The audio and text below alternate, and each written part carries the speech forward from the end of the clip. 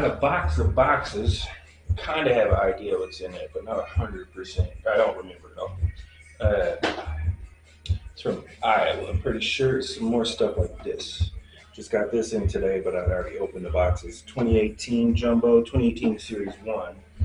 I got some Series 2, but they're not Jumbos. But I did get some 2018 Heritage High numbers, which have the Otani rookie too. Just another jumbo. I think that's what's in these. I don't even think any of them are chrome, but I did pick up a 2019 chrome mega box, which is pretty sick. I've got a line on some hobby boxes, just trying to get a better price on them. But yeah, these are pretty cool. But and then I don't know if the placement to put that in there or it's just a freebie or what, but it's Muhammad Ali pre-production proof pack. I was gonna open it, but I went and looked at some of the cards. You can get some cool stuff in it. I'm just probably gonna sell or trade the pack sealed like that. All right, let's see what's in my box of boxes. And then I kind of figure, I got a lot of stories. I'm sure we all do to get to my age, right? And you want to pass those on, right? And we do that when we talk to our children or whatever. But I don't know if that'd be cool with some of my baseball stuff that's older. I might forget or something. I don't know. So I'm going to try to start telling one story that can't show you where that's from. Oh, man. That's all right. That looks like it's right off the case. 2021 Series 2 Jumbo. Yeah, I got a bunch of Jumbos. I only got 2 chrome ones. One of them's right here so far. For my personal collection. I have others that I've sold. 2023 Update Jumbo. This one has 3 autographs. And then I have 2021 Chrome Jumbo. Those have 5 autographs. I got some 2022 Chrome Hobbies. And these are all baseball. But I want the Jumbos because those still have the 5 autographs in them too. And I've found some similar to this. I'm able to find somebody that has a box or 2 of this and a box or 2 of that. And then they have some like obscure stuff that I'll just offer to buy if they'll sell me this cheap. Whatever, man. Everybody has to figure out their own way to do stuff. All right. 2023 Top Series 2 Jumbo. 2021 Update Jumbo. And all those are the ones with 1 autograph and 2 relics. I opened one of these like a month ago. Man, sometimes I don't got the time, man. But they're fun. Like they're packed with stuff. Besides the autographs and the relics, like there's parallels, and I've gotten more autographs out of quite a bit of boxes. Onyx Vintage had just came out or hadn't been out long after I got back into the hobby earlier this year. I think it's supposed to have I opened the box, it was supposed to have 5. They had 2 different versions of hobby box. One was a base or something. But anyway, I ended up with 12 autographs out of that box. It was pretty cool. Anyway, 2021, update, 2021, didn't already get that. Oh, got 2 of those. So sell one and open one. And anyway, that's cool stuff.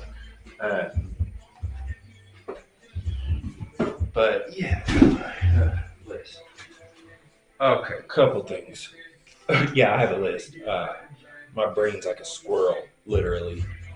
Not that I get distracted by squirrels. It's just constantly running around looking for nuts. But I keep seeing all these videos that crack me up. People here's how you make money. Man, dividend reinvestment. Yeah, it's buying a stock that gives you dividends and then selecting the option instead of it paying you cash and dividends. It purchases more stock. But here you go. You want the best dividend maker in the world? AGNC. It's between 12 to 14%, depending on the stock price. It pays, basically, it's around $10 a share, maybe $10.30 a share right now. It pays 12 cents a month. You're not going to beat that. So there you go. Go watch a bunch of videos, whatever. Or if you want to go more stable, JEPI by Chase. JP Morgan's pretty good dividend. I think it's around 6%. I got both those. Disclosure, I guess. It's not enough to move the market, trust me. If you don't know how to get free movies, might I suggest Googling torrents? Sorry, like it's just crazy. These people make videos for an hour long to tell you stuff that I hope you already know. But either way, but I started watching this thing. This guy was in a card shop or whatever, and they came across some Pete Roses who just passed. The guy asked him, like, "Do you think Pete Rose should be in the Hall of Fame?" And he was like, "Yeah, I know some purists. Man, I stopped watching it right there. Shut up, man! Don't apologize for people that don't think Pete Rose should be in the Hall of Fame. Are you kidding me? It's embarrassing. He should have been in the Hall of Fame when he was alive. He should have been in the Hall of Fame when he was the day he was eligible. It's embarrassing. The only purists are people who probably never played the game, and that's real talk. Writers, the people who put people into the Hall of Fame. I'll tell you right now, there ain't a person who ain't bled on that field who don't think Pete Rose should be in the Hall of Fame. I mean, what was that in the early 2000s when C League let him take part in the All Star festivities? I think they were in Cleveland or Cincinnati, maybe, and that's why. But and then Jim Gray came out and interviewed him after the game and was like hitting him up about, "Are you gonna admit you bet on baseball?" It was like his first day back, and that's just what they were doing, man. And every baseball player ran that dude out of the game. Uh, for they wouldn't interview with him because of the way they treated uh, Pete Rose. So you can talk about purists or whatnot, but those were players, uh, you know, at the highest level, and that should tell you what they think. Um, and so I'm gonna get into the steroid thing in just a second. It ain't gonna take long. This is already too long. I don't like talking to myself or a camera, or whatever. But it's just crazy. We talk about like the integrity of the game. The game takes place between the lines. That's where the game is pure. I am the purist. He didn't cheat there. He didn't cheat at all. He bet. Who cares, man? Like you're conflating things that don't have anything to do with anything. Uh, the game takes place between the field. Everything else, between the lines. Everything else is just noise created by people who aren't between those lines. It's just that simple. It's ridiculous. And Pete Rose was a motherfucker, hard man, big, kind of a dick. Not kind of, big time actually. But dude, nobody played the game and left more on the field than that guy. Literally, like he is the epitome of why people like baseball. He read his book. I got it right there. He wasn't talented. You could watch him. He wasn't talented. His swing was gross. He was hunched over half time. He couldn't field worth a crap. And dude's one of the greatest hitters ever because he just left it out there time after time. And everybody, baseball is a sport that pretty much, I'm a believer that I could take somebody, and I mean, as long as they're somewhat athletic, I don't know, you got to be somewhat athletic. I think I could teach anybody to throw 90 miles an hour. That's pretty easy, actually. Uh, I mean, if you're over, you got to be a certain height. That's the other thing. I was watching this Tim Lincecum documentary, and I had to turn it off because I already knew where they were going to go with it. Same place they went when they predicted his demise before it happened. He's small. He can't hold up. What? Pedro Martinez, Billy Wagner, shall I go on? All guys diminutive in stature who threw 95 plus, who did it for years. It has nothing to do with your height or anything. How you leverage your body, it's different. I'm 6'4". I generated 95 plus in a different way than someone who's 5'9". Now that might affect your body, but they were just acting like he couldn't throw that hard because he was small. I was like, wow, you throw harder by throwing harder. If you can throw further, you can throw harder, and vice versa. I got my arm by throwing far. I used to just want to throw the ball as far as I could. What that did is teach me to reach all the way back and put everything I had into it. But I digress. This was not a topic on pitching. No, it's not a topic anyway. It's just me rambling, which I like.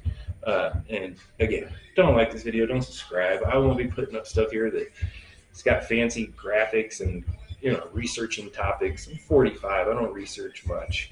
I'm very open, but if I don't know it at this point, right? But yeah, then they came across Jose Canseco card, and oh my, I had to finally turn it off from this video. This was the same Pete Rose thing. So then he's like, they see this Jose Canseco card. Oh man, if he hadn't have done steroids, what? Do you know the history and how that all happened? Do you know why that happened? And then he mentioned bonds, and that, like I said, I was just like done. First of all, Baseball wanted runs to increase, right? Pitchers had dominated the game. It's just like when Bob Gibson had his 1.12 ERA, right? And they lowered the mound, lowered the mound. But baseball during that time had lowered the mound further, and the strike zone just continually shrank. That's why those numbers went up. Trust me, it had nothing to do with those guys being stronger. Uh, Mark McGwire would have hit his home runs. Barry Bonds would have hit his home runs. Maybe not as far. I'm a big believer in that. And here's another reason why. Because the guy that was throwing in the ball was also doing steroids. Whoever that was. During that time, I was in the minor leagues. During that time, major leaguers weren't even tested for steroids. That's why there are hardly any positive tests of these guys, and it's all just conjecture and debate. Do I think they did them? Yeah, I think they did them. Is there any evidence they did? Not very much, because it wasn't even illegal in baseball until a certain point. And then, once public got a hold of it and they started trying to make it illegal, guess where it became illegal? Or illegal, banned, whatever you want to call it. In the minor leagues. It wasn't once you got put on that 40-man roster and you were protected by the union. So when I was playing in the early 2000s, we were tested in the minor leagues. They were drug tested in the major leagues, not for steroids, not for performance-enhancing drugs. But isn't everything a performance-enhancing drug? Soda has caffeine. So anyway, it's all semantics to me. But I'm just telling you that everybody was doing it. And that doesn't make it right or wrong.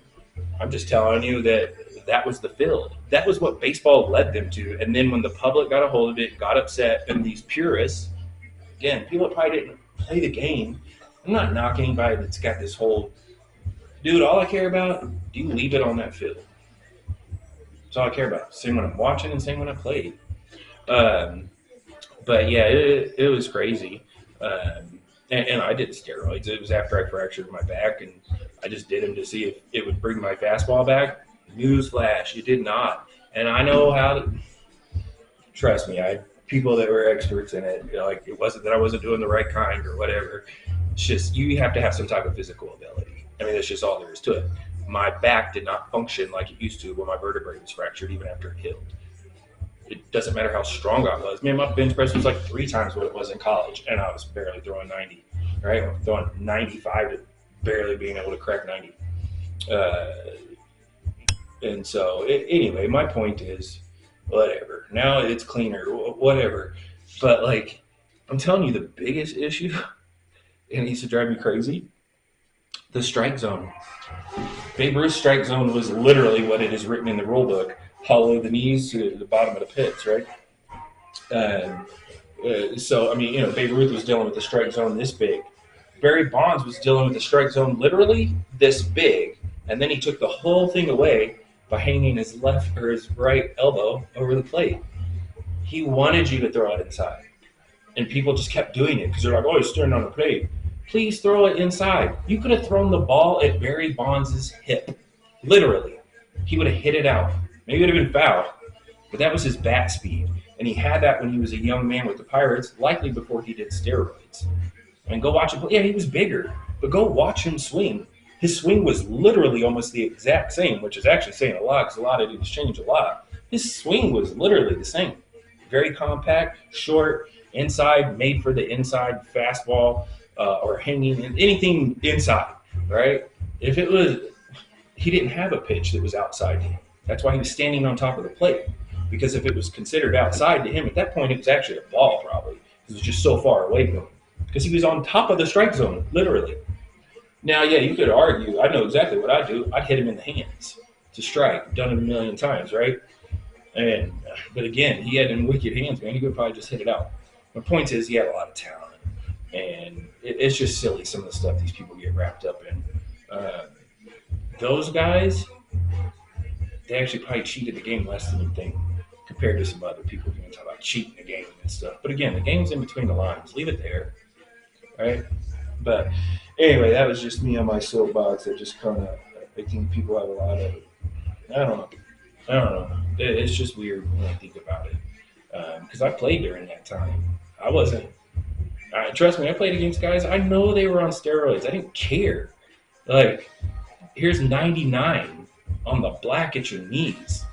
I don't care how strong you are. Yeah, I know you can take Winstrol for fast twitch muscles, test for bulk. Yeah, there's all kinds of stuff. But really, if you don't have the hand-eye coordination and the bat speed, which are fast twitch muscles, to hit 98, don't matter how many steroids you pump into you. You don't believe me? Let's go over to Planet Fitness or Gold's Gym or wherever guys pump iron nowadays, and I'll get my old mid out, and I can probably throw fastballs by them all day long. But I guarantee you, they could break me in half. Baseball is not that sport that it really matters as much as people think it does. Uh, and that's just my take on it. But anyway, I want to make sure I always tell a story when I make one of these videos. And then I'm going to actually probably just make a video with stories because I've been writing them down. And I'll make this one short. And I don't know why. I know why I thought about it. But either way, I was in the minor. I was drafted the same year Joe Mauer was drafted. He was the number one pick by the Twins in '01. And the season had already started for short season rookie ball. Of course, that dude was in talks. But anyway, my point is his professional debut was a game against my team, and once you're there, you're not really worried about it. But some guys on my team kind of knew him, had played against him in college for football, and they were like, "Man, he's good at football." And they were like, "I don't know about baseball." And I had to use the bathroom just before the game started. And their pitcher, and it was the game was about to start, and so trust me, you're in these Appalachian towns, man. I stayed on the field a lot. I didn't run behind out into the stands. I was good on that. But anyway, so I just ran behind the catcher, and literally as I stepped right behind the catcher, a few feet behind him because I'm walking to the locker room on the other side of the stadium. The last pitch comes down, and I can still see this, out of my corner of my eye, I can see Mauer taking it because he's going to throw it down to start the inning. And so I just turn around and watch, and I didn't see the whole thing. I just saw from here to second base, and I played with some really good guys in the minor leagues. One of my catchers was Miguel Oliva, who played. He was Felix Hernandez. Loved to pitch to him with the Mariners for years. His brother was my best friend in the minor leagues. I mean, I seen arms, and it wasn't even that it got down there that fast. I mean, all their releases are quick. I mean, it's throwing a dart, right? So that was all the same. But it was the ease with he did it. When Miguel threw down, man, I was hitting the ground, right? Which you probably should do anyway. And his mask is all off to the side, and he probably did throw a rocket down there. But Mauer, dude, I mean, this thing was probably low 90s down to second base. It never changed, which is normal. Again, foot off the ground the entire time. That second baseman, I'll never forget it, did not move his glove. We had this guy on our team, Bo Ivy, who was fast, real fast. I told Bo, I said, man, after I got back from the bathroom, me and him were talking. We talked a lot. He's from Mississippi. And I was like, no, I wouldn't try to steal no bases today. Fortunately, Bo didn't get on base very often. He should have stuck with football. But, hey, when the White Sox throw you $300,000 when you're 18, you better take it. So, anyway. Yeah. So, that's pretty much all I got. Oh, no, I do want to say one other thing. I kept seeing, I think it ties back to this dividend stuff and people trying to make money. I saw that. And maybe I don't even know how some of the videos pop up. I don't even search some of the stuff. It's not even related. But it was I'm just seeing more and more. It's expensive to live, blah, blah, blah, blah. Yeah. Y'all didn't see this coming long even before COVID? It's real simple, man. This ain't rocket science. You have artificially inflated wages, period. That's all there is to it. People were making $7 an hour because the job they were doing was worth $7 an hour. But that's fine. You wanted to pay them $13, $14 an hour. That's fine.